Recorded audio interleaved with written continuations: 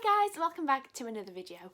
My name is Shah and this is Thoroughly Enjoyed Books. In today's video, I'm going to be doing my TBR for the Wilsathon. You probably know that I and several of my wonderful booktube friends who I love with my whole entire heart are holding the Wilsathon during the next week. So this is a readathon where you basically just read Jacqueline Wilson books for a week. I'm hosting this readathon with my friends Charlotte from Konya Reads, Aoife from Pretty Pebble Polka Dot, Leanne from Leanne Rose, Anna from Read to Me at Midnight, and Caris from Caris's Corner. I'll leave everybody's channels down below. Make sure you go and subscribe to them because they're amazing. It starts at midnight tonight and runs from the 13th of February until 11:59 p.m. on Saturday the 20th of February. So it's a whole 8-day readathon, a whole week during the half term, which is the school break in the UK.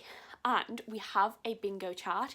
You can see it here. I'm not going to be paying too much attention to this bingo chart for the purposes of my TBR, just because I just want to read the books that I have. A lot of these aren't actually to do with what you read though. A lot of these are just actions that you can do, and I'll be trying to do as many of those as possible. I have got 3 physical books here with me, and I have 1 book on my Kindle app that I want to talk about today. I have these 3, which I'm going to talk about first. I actually bought all 3 of these books off eBay for £5. They're all hardback, and as you can see, this first one is signed by the author.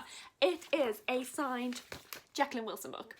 Do you know how happy I was when this arrived? Because I didn't know that. This one is Diamond Girls. This is, I believe, about a family of 4 girls, and their mother is currently pregnant with her 5th child, so there's gonna be 5 of these siblings. Mum is desperate for a baby boy, and the family are very excited for this baby boy to be born, and it just basically follows them having this new sibling being welcomed into the world, the relationship between all the sisters and their mum. As you know, I am a huge fan of books about sisters because I have my own little sister who I love, and this is just a book I remember reading when I was a lot younger and absolutely adoring, so I can't wait to read this one. I also have Kiss, which I remember reading when I was like 11. Was I that young? I'm checking. It came out in 2007, so I would have been 12. I was young.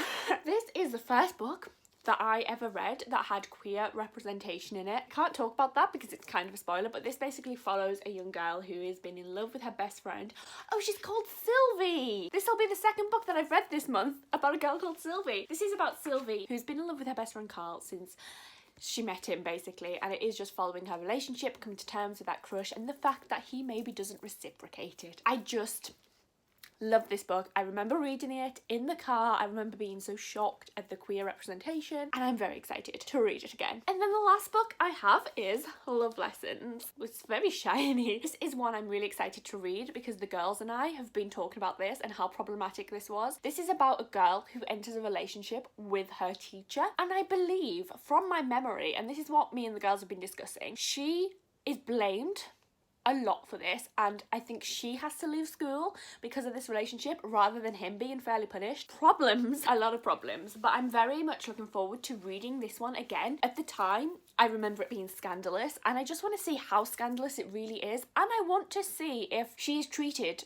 maybe a bit more fairly, or what conversation this one brings up that maybe I'm misremembering or didn't quite grasp the first time. Again, I believe it follows sisters called Prue and Grace, and their relationship also has a huge role in this book. As I said, sisters is one of my favourite things, so very, very much looking forward to getting to this one. And I think I will get through all of these really quickly because they ain't long. They're around the 250 mark, which I can read in a day. Then the last book that I currently have on my TBR is The Runaway Girls. This is a book that actually a few of us have managed to get arcs of from NetGalley. This is going to be released in March, and I'm really excited to read this for this readathon. It's like perfect timing. I don't know what this is about. I haven't actually read the blurb, which I think I maybe should have done. I think this is one of her historical fiction books, which is one I'm super excited to get to, and it'll just be a really refreshing read. It'll be so nice to read a review book